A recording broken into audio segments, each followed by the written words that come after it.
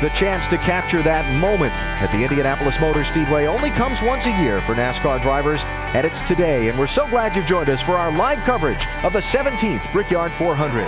Crowd is coming to its feet. The Chevrolet Corvette pace car will be pulling down pit road, making that left turn right there. And here comes Juan Pablo Montoya and Jimmie Johnson and the 17th Brickyard 400 at the famed Indianapolis Motor Speedway, with Dallas Clark of the Indianapolis Colts on the tower, waves the green flag, and we are green.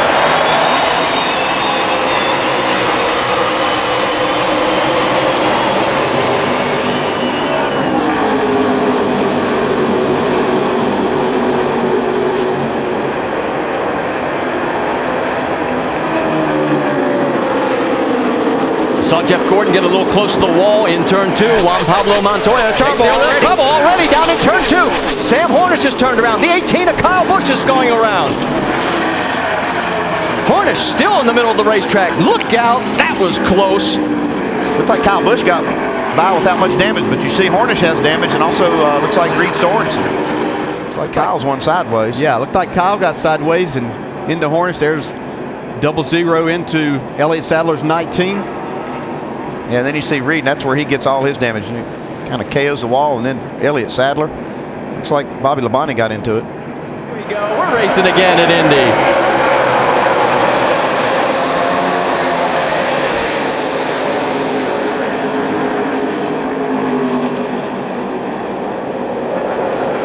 See Sam Hornish coming back onto the track there on the warm-up lane. Boy, Montoya's look good. Here we go, 3 wide. That's not going to work, but Smoke makes it work as he clears in the middle of the corner. Yeah, that was exactly the situation for the 88. He was overheating, so they had to come in and get a little tape off the front end, as you see the 13 with a problem. Oh, and we've got multiple problems. That's Robbie Gordon, as he has shredded the right front. I have to wonder if maybe Robbie Gordon making that green flag pit stop might have slid the front tires coming to pit road as he tried to get down to pit road speed. Second caution of the day here. Coming down towards the green flag. Dallas Clark is still up in the tower. Reminds us of Jack Nicholson. He stayed up there for quite a while for the Indy 500. Back to green flag racing. You could see Montoya try to get over there on the right rear corner of Jimmie Johnson's car to see if he could stay up beside him and maybe make a pass here. So far, so good. Boy, Montoya, he likes that groove, and boy, he is making it work. Can he clear it? Coming out of 2. Jimmie says, hold on a second. We're going to try and go down the backstretch side by side. He's got a little help from Mark Martin behind him. See Montoya once again trying to get over and side draft a little bit, slow Jimmie down. It worked. Here comes Montoya again on that higher line. Through 3. This time, can he hold on to it on the north chute? He's got the position. Impressive pass right there. It's hard. Greg Biffle, he is really up on the wheel now trying to catch Montoya.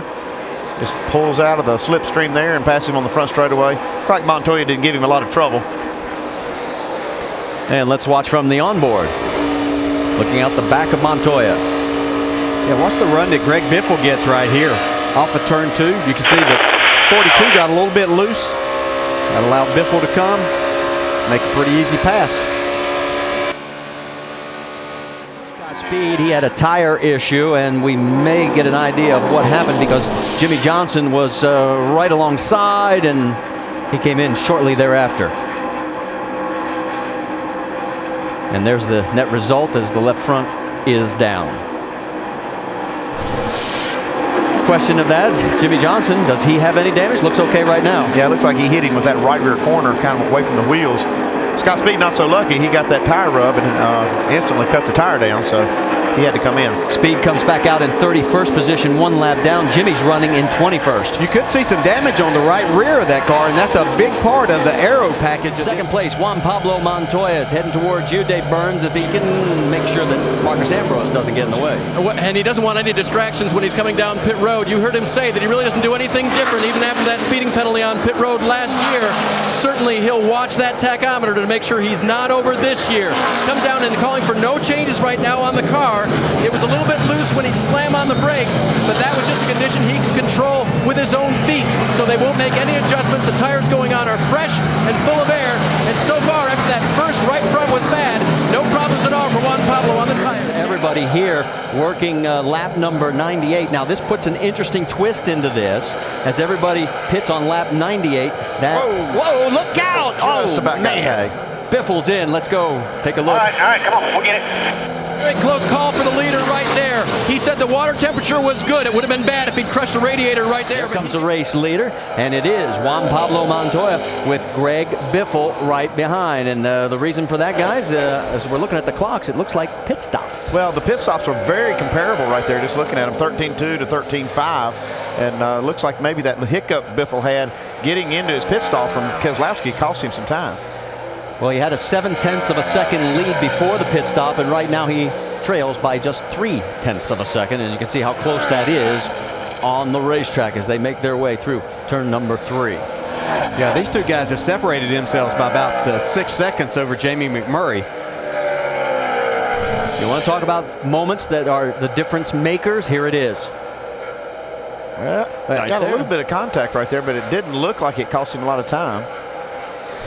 I think it got the pit crew a little bit, even though they still made a good stop, he went a little bit further and it just threw him off a little. And we're talking about only a second from where he came in with 0.7 of a second lead versus out with 0.3 of a second behind.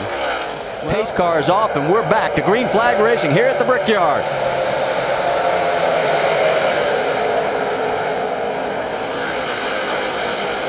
McMurray right behind his teammate.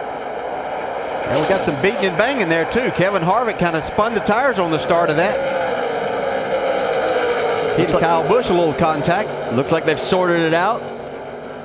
Coming down the straightaway, boy, Greg Biffle side by side with Montoya. He had a nose in front of him, but here comes Montoya right back. Yeah, a little drafting right there with teammates has definitely helped Montoya get the lead. And Ganassi is now running 1 and 2 in his quest for the trifecta.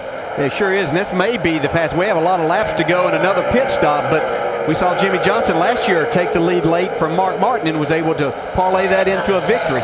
Under our 5th caution, debris on the racetrack. And Vince, we're going to let you take it away. Well, Tony Stewart's pit crew has done a great job all day long, gaining him positions in the pits, and they need a couple of spots here as he comes in 5th. Tony says the forward bite is the best it has been all day long. So they're going to make a slight track bar adjustment and 2 tires for Tony Stewart, Doc. Clint Boyer begging Shane Wilson, guys, we got to go back on the air pressure. We got to get it back. The first couple laps of the restart, I can't even get the car to turn in the corner at all. They have gone back. Dave. The 2 leading cars from Earnhardt Ganassi Racing with Felix Sabates will do different things. Jamie McMurray takes 2. Juan Pablo Montoya, he wanted to go for 4, and that's interesting because McMurray thought he might have a flat. I hope it wasn't on the left side.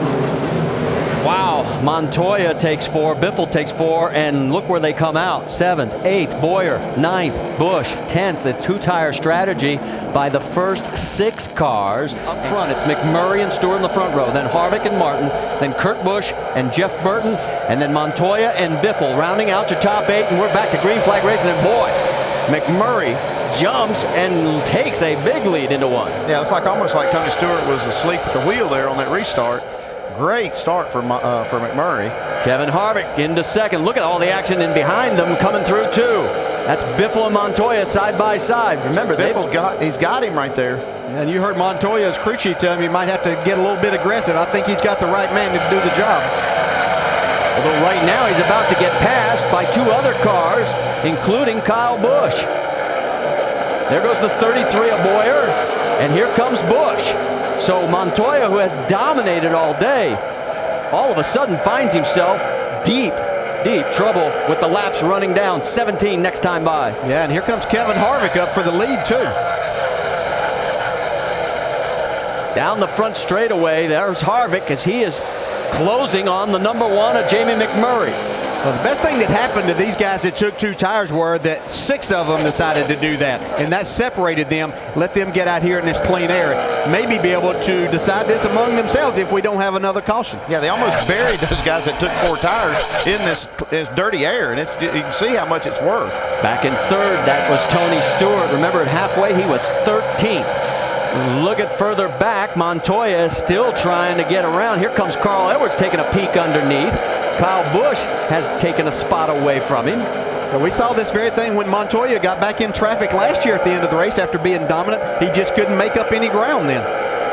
He is 9th right now on the racetrack, and he is losing ground to his teammate. He's 2.5 seconds behind the race lead. The front two are trying to check out from Tony Stewart and Mark Martin and company.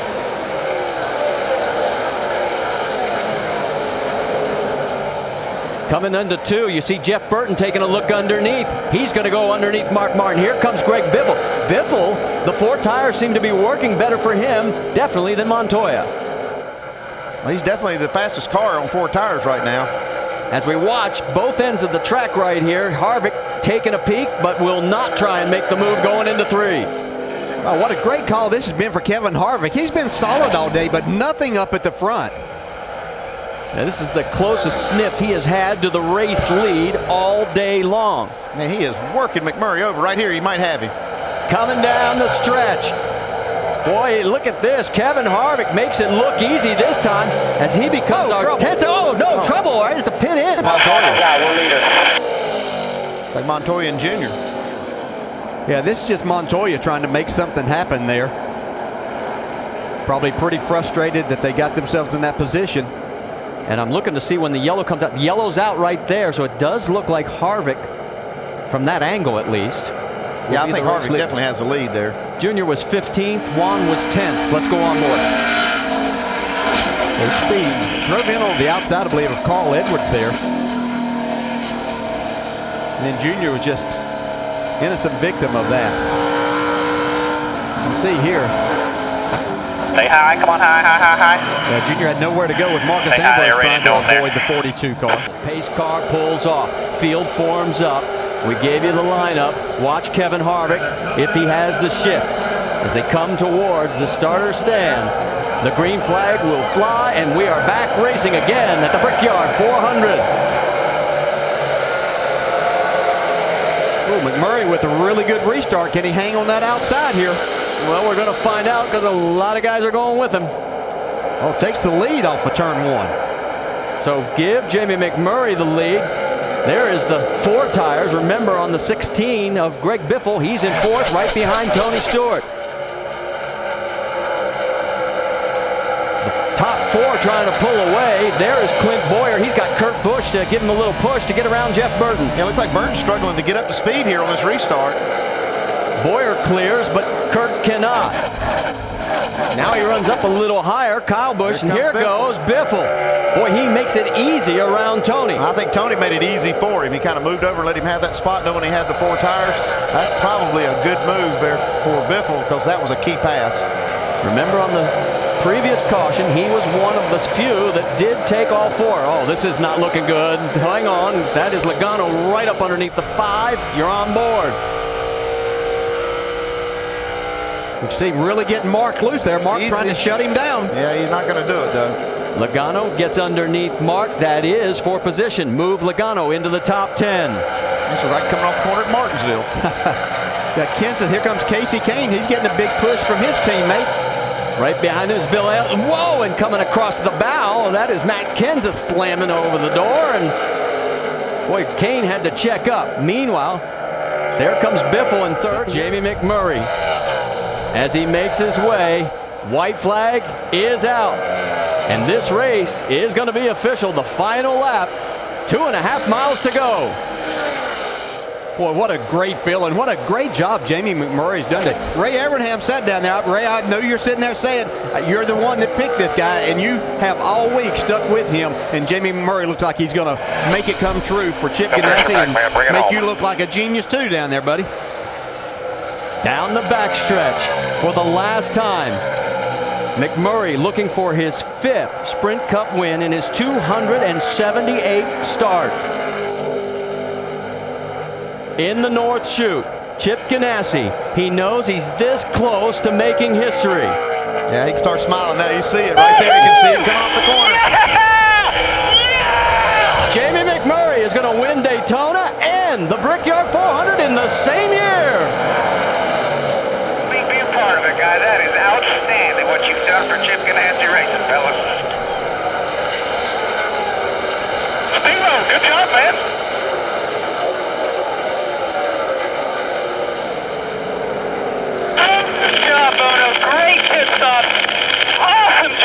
guys. Unbelievable.